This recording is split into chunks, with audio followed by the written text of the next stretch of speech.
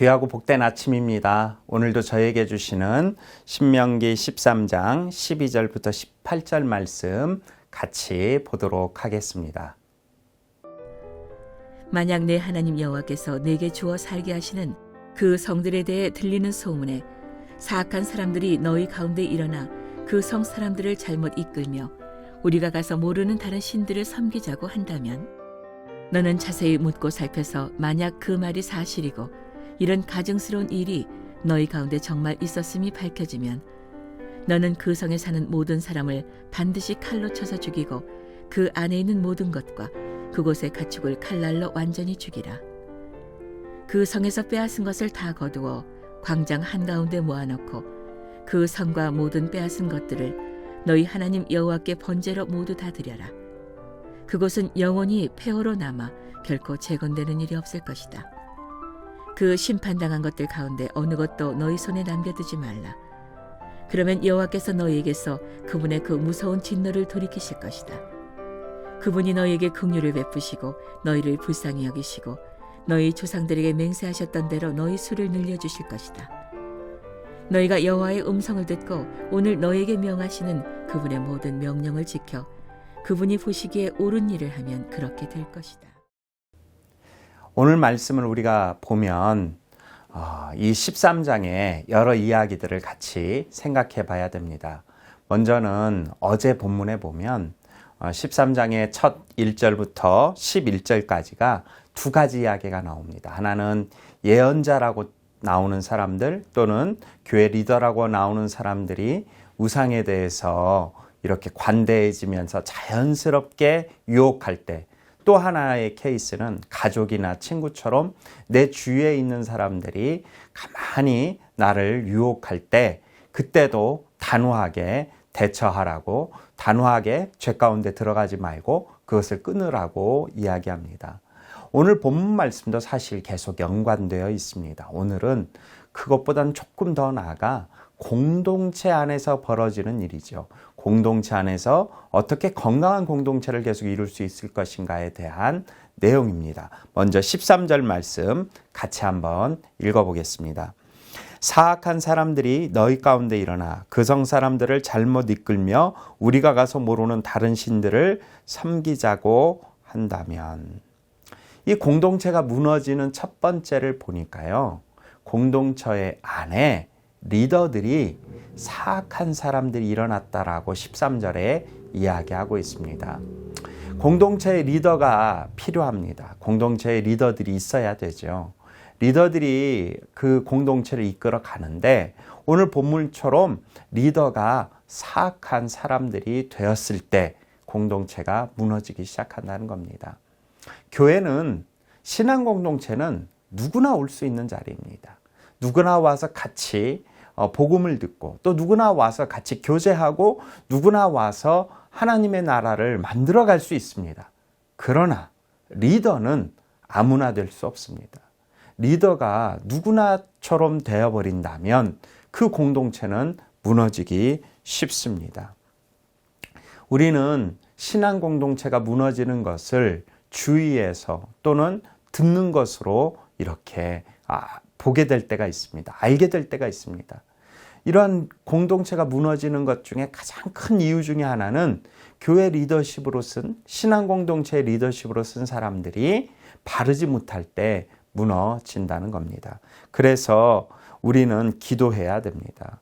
우리가 기도해야 될 내용은 우리의 신앙 공동체, 교회 리더십들이 무너지지 않고 복음 안에서 바로 서고 복음 가운데 든든히 세워질 수 있도록, 또 이 땅과 조국 땅이 그러한 건강한 신앙 공동체의 리더들이 세워나갈 수 있는 그런 믿음의 사람들이 세워질 수 있는 땅으로 그 일을 위해서 그런 은혜가 있도록 기도해야 합니다. 두 번째는 14절 말씀입니다. 너희는 자세히 묻고 살펴서 만약 그 말이 사실이고 이런 가증한 일이 너희 가운데 정말 있었음이 밝혀지면, 14절에 한 단어가 눈에 들어옵니다. 살펴서입니다. 살펴서. 공동체 안에는요, 살피는 사람들이 있어야 됩니다. 리더들이 다 살필 수가 없습니다. 리더들이 다 볼 수가 없습니다. 하지만 공동체 안에 곳곳에 살피는 사람들이 있을 때, 그때 그 공동체는 건강해진다는 겁니다. 신앙 공동체가 무너지는 이유 중에 하나가 무엇입니까? 혼자 예배드리고 혼자 좋고 나홀로 신앙으로 살아갈 때 공동체는 무너지기 쉽습니다. 공동체를 지키려는 사람들은 그러한 나 혼자의 신앙이 아니라 서로 살피는 신앙, 서로 필요를 채우는 신앙, 서로 은혜로 나누는 신앙을 가질 때이죠. 코로나19가 만연하는 이때에도 자기도 보지만 다른 이도 살피는 믿음의 사람들이 있습니다. 저번 우리 주일날 마크 목사님 설교 가운데도 있었지만 힘들고 어려운 사람들을 살피고 또 도움이 필요하다고 생각되는 사람들을 살피며 그들의 필요를 채워주는 공동체, 그게 바로 건강한 공동체입니다.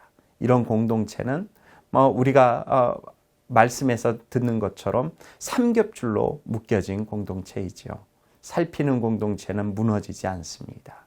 살필 수 있는 믿음의 능력이 저와 여러분 가운데 있기를 주님의 이름으로 축원합니다.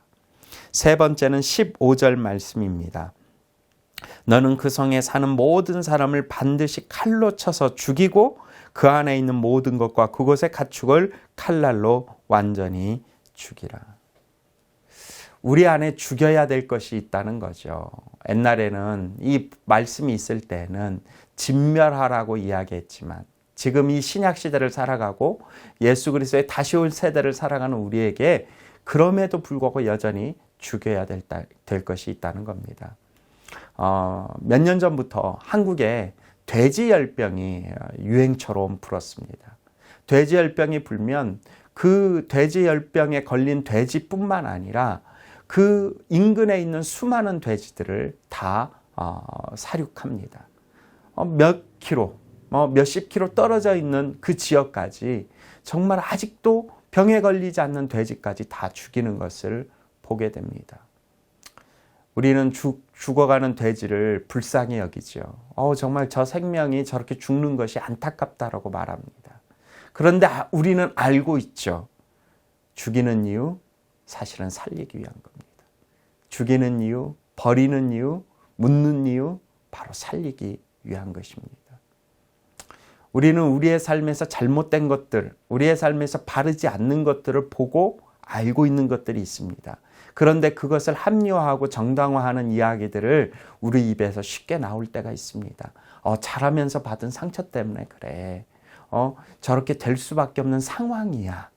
이런 상황적 합리화와 그러한 묵인하는 그런 것들이 계속 반복되다 보면 전체를 죽입니다. 공동체를 깨트립니다. 가정을 깨트립니다. 상황을 깨트립니다. 형편을 깨트립니다. 내 모든 것을 무너뜨립니다. 사랑하는 성도 여러분, 죽여야 될 게 있습니다. 정말 작정하고 죽여야 될 게 있습니다. 작정하고 무너뜨려야 될 게 있습니다. 그것이 진멸될 때, 그때 살아납니다. 그것이 무너질 때, 그때 회복됩니다. 그것이 완전히 사라질 때, 그때 하나님의 은혜가 세워지게 됩니다. 그것을 가르쳐서 18절 말씀에 이렇게 이야기하고 있습니다. 같이 한번 읽어보겠습니다. 너희가 여호와의 음성을 듣고 오늘 너희에게 명하는 그분의 명령을 지켜 그분이 보시기에 옳은 일을 하면 그렇게 될 것이다.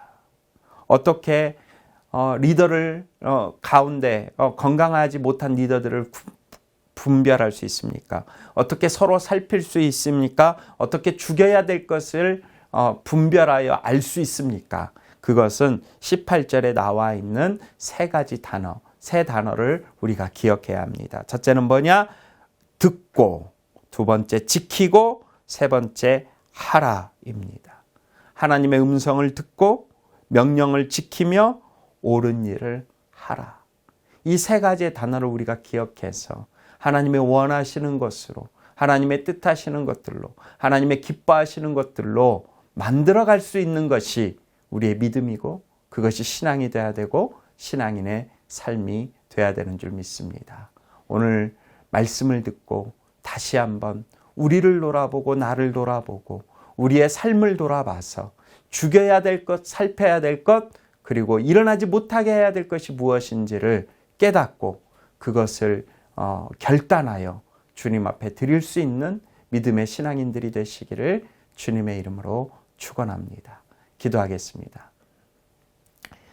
자비와 사랑이 충만하신 하나님, 오늘 말씀을 우리가 다시 한번 가슴에 새깁니다.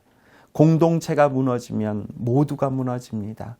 나에게 주신 가정, 나에게 주신 교회, 나에게 주신 신앙의 공동체를 기억하며 주님, 우리의 리더들을 위해서 기도하고 또한 서로가 살펴서 주님이 원하시지 않는 모습들, 그 죄악들을 죽이고 없애며 주님이 원하시는 말씀 가운데 듣고 지켜 행할 수 있는 믿음의 사람들이 되도록 역사하여 주시옵소서. 그렇게 인도하시고 그렇게 우리를 도우시고 붙들어 주실 주님께 감사드리며 예수 그리스도 이름으로 기도하옵나이다. 아멘.